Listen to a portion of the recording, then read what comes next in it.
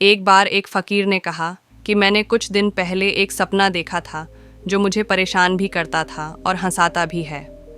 फिर फकीर ने एक ऐसा सवाल पूछा जिससे सुनने वाले भौंचक के रह गए।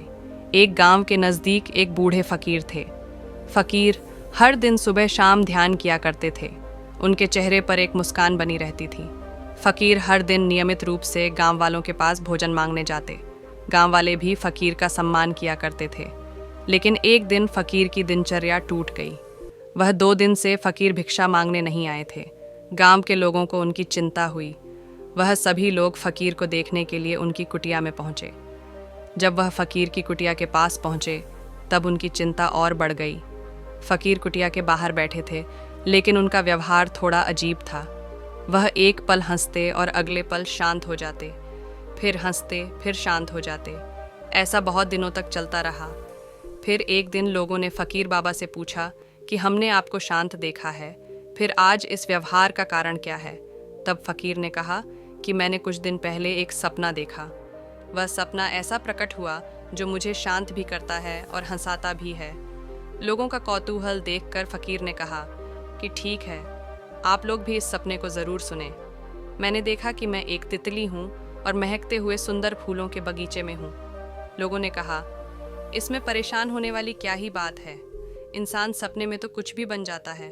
फकीर ने कहा, आप सब लोग बिल्कुल सही कह रहे हैं। अब आगे सुनिए।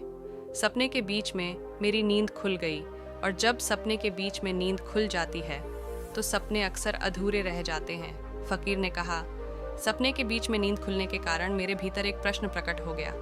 प्रश्न ये है कि अगर मैं सोने के बाद तितली हो सकता हूँ तो कहीं ऐसा तो नहीं कि कहीं तितली सो गई हो और सपना देख रही हो कि वह आदमी बन गई है। फकीर ने फिर प्रश्न दोहराया, सत्य क्या है? इंसान ने सपना देखा था तितली होने का, या अभी सपना तितली देख रही है?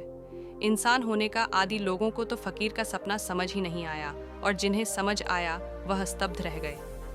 हम जो सपना देखते हैं वह सच है, या जागने के बाद देखते हैं वह सच है? शायद फकीर जवाब जानते थे, इसलिए वह हंसने लगते और हंसते हंसते शांत हो जाते। दोस्तों, रियलिटी वह है जो हमेशा ठहर जाए, बनी रहे, लेकिन मन और इसकी बनाई हुई स्थिति यानी कि जागृत और स्वप्न कभी नहीं ठहरते। अगर आप इस रियलिटी को समझ जाएं कि आप परमानेंट हैं और बाकी सारी चीज़ें बदल रही हैं, तो आप अपना असली स्वरूप जान जाएंगे। दोस्तों, अगर जागृत अवस्था सच नहीं है तो सच क्या है? उपनिषदों में इस विशेष प्रश्न का उत्तर मार्कंडेय उपनिषद अथर्ववेद में चेतना की 4 अवस्थाओं की व्याख्या मिलती है: जागृत, स्वप्न, निद्रा और तुर्या। हम सबसे पहले स्वप्न और जागृत की बात करते हैं। स्वप्न अवस्था यानी कि ड्रीम स्टेट, इसकी 3 अवस्थाएं हैं। पहले क्षण भंगुरता, जब हमारी नींद लगती है तो किसी एक पल में सपना अचानक से शुरू हो जाता है और नींद खुलते ही सपना एक पल में एकाएक खत्म हो जाता है। स्वप्न अवस्था की दूसरी विशेषता है प्रोजेक्टेड रियलिटी।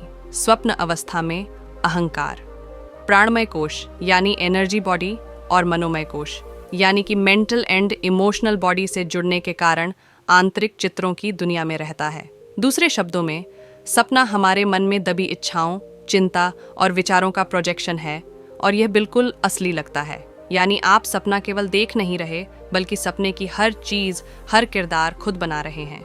सपना टूटने के बाद समझ आता है कि सपना तो हमारा बनाया हुआ था और हमारा मन इसका डायरेक्टर है। तीसरी विशेषता है विस्मृति। अगर कोई सपने में आकर कहे यह सपना है तो हम यकीन नहीं कर पाएंगे, क्योंकि सपना इतना असली लगता है कि सपने से बाहर निकलने के बाद, यह सपना टूटने के बाद ही वह रियलाइज होता है कि अरे ये तो सपना था, सत्य तो कुछ और है। अगला है जागृत अवस्था। जागृत अवस्था में भी यह 3 क्वालिटीज़ होती है। पहली है क्षण भंगुरता।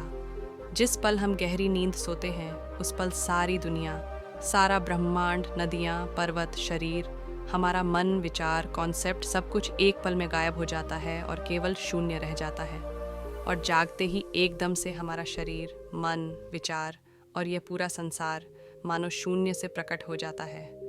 हमारी दूसरी समानता है प्रोजेक्टेड रियलिटी। हमारी दूसरी विशेषता भी, जागृत अवस्था भी बिल्कुल असली लगती है, क्योंकि मन सेंस के द्वारा इच्छाओं के बाहर और मन के अंदर दोनों जगह प्रोजेक्ट करता है। इसलिए जागृत अवस्था में प्रकट वस्तु लोग, अनुभव और शरीर बिल्कुल असली लगते हैं। जैसे स्वप्नावस्था के सारे अनुभव हमारे मन के बनाए हुए हैं, उसी तरह जागृत अवस्था में जीवन के सारे अच्छे बुरे अनुभव भी पूरी तरह हमारे मन के बनाए हुए हैं। तीसरी समानता है विस्मृति। इसी प्रोजेक्शन के चलते हम ये जान नहीं पाते कि जागृत अवस्था सत्य नहीं है, यानी सत्य इसके भी परे है। यानी कि हम ये कह सकते हैं कि जागृत अवस्था और स्वप्न समान है। अपने में मेंटल प्रोजेक्शन अंदर चलते हैं और जागृत में अंदर और बाहर चलते हैं। दोनों अवस्थाओं में अहंकार यानी कि ईगो अपना मूल स्वरूप भूलकर यानी चेतना को भूलकर मेंटल प्रोजेक्शन में खोया रहता है। जैसे सपना टूटने पर यह पता चलता है कि यह दृश्य मात्र है, वैसे ही तुरीय स्थिति में यह पता चलता है कि जागृत स्त्री भी एक दृश्य है और यह होते हुए भी मुझे छू नहीं सकती। चौथे में से तीसरी अवस्था है निद्रावस्था यानी कि ड्रीम स्लीप। गहरी नींद में अहंकार आनंदमय कोश से जुड़ जाता है। यहाँ कोई मन नहीं है, कोई इच्छा नहीं है, यहाँ केवल खालीपन है। इसलिए यहाँ पर ईगो यानी जीव या जीवात्मा को बहुत शांति मिलती है। लेकिन चेतना या प्योर अवेयरनेस के प्रति सचेत न होने के कारण ईगो अपना असली स्वरूप नहीं जान पाता या मन को पार नहीं कर पाता, और अगले दिन यानी कि जागने पर अहंकार इच्छाओं पर दोबारा बाहर प्रोजेक्ट करता है। अगली है तुरिया अवस्था। तुरिया का शाब्दिक अर्थ है चौथा तुरिया स्थिति। इन तीनों अवस्थाओं के पार हैं श्री रमण महर्षि, और कई संतों ने इस बात की पुष्टि की है। जागृत, स्वप्न और निद्रा तीनों तुरिया में प्रकट होते हैं। जिस चेतना में मन और संसार प्रकट हो रहा है, जिस चेतना में आनंद और खालीपन प्रकट हो रहा है, वह है शुद्ध चेतना या फिर प्योर अवेयरनेस। प्योर अवेयरनेस को ही तुरिया कहा जाता है। न इसके कुछ अंदर है, न इसके कुछ बाहर। न इसे जाना जा सकता है, न इसे छुआ जा सकता है। तुरिया में बस हुआ जा सकता है। अद्वैत वेदांत कहते हैं कि तुरीय स्थिति के दृष्टिकोण से यह स्पष्ट होता है कि जागृत और स्वप्न दोनों ही इल्यूजन यानी कि भ्रम है जो अहंकार और मन से प्रकट हो रहे हैं, और ये दोनों ही अवस्था अधूरी हैं क्योंकि हम यानी अहंकार उस सत्य के प्रति, उस ब्रह्मांड के प्रति, उस प्योर अवेयरनेस के प्रति सचेत नहीं रहते जिसकी रोशनी में यह सब प्रकट हो रहा है। श्री रामनाथ महर्षि ये कहते हैं कि जो तुरिया अवस्था में है उसके लिए न मन है न ही बाकी तीन स्टेट्स, उसके लिए कुछ न अंदर है न बाहर, वह हमेशा जागा हुआ है। वह निद्रा अवस्था में भी सचेत है क्योंकि वह प्योर अवेयरनेस में स्थिर है।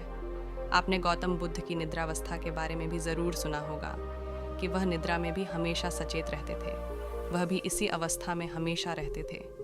ज्ञान प्राप्ति के बाद तुरीय अवस्था में यह स्वतः ही प्रत्यक्ष होता है कि मन और अहंकार कभी थे ही नहीं और कुछ आनंद है। मैं शरीर और मन नहीं हूँ, यह दोनों मुझे नहीं बल्कि मुझ में प्रकट होते हैं। यह संसार, विचार, हार जीत, सक्सेस, फेलियर, ये सब कुछ मुझ में प्रकट हो रहे हैं और मैं इनसे हमेशा ही अछूता हूँ। मैं वह सच्चिदानंद हूँ जिसमें सब कुछ प्रकट होता है। दोस्तों, जब आपको यह एहसास होगा कि मन और इसके बिना चित्र और इल्यूजन मुझे छू नहीं सकते, स्वप्नावस्था और जागृत अवस्था में जो हो रहा है वह कभी मुझे नहीं छू सकता। कोई भी विचार मेरे अंदर बैठे शांति को ढक नहीं सकते।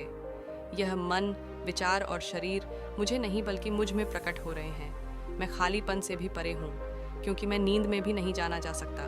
मैं केवल मैं हूँ और केवल मेरे होने से आनंद है। जब जब आप यह जानते हो तब तब आपको भले ही कुछ क्षणों के लिए मन के चंगुल से चैन मिलेगा और बहुत गहरी शांति महसूस होगी। धीरे धीरे ईगो मन के बनाए इल्यूजन से आज़ाद होगा और एक दिन अभ्यास करने से, साधना करने पर आप खुद अपने अनुभव से जानेंगे कि मन कभी था ही नहीं। इसलिए फ़कीर पहले खुशी से हंसते, फिर आनंद की मस्ती में शांत हो जाते। दोस्तों, आशा करते हैं इस कहानी का सार आपको समझ आ गया होगा। कमेंट में नमो बुद्धा लिखें और चैनल को सब्सक्राइब करके बेल आइकन दबाना बिल्कुल ना भूलें।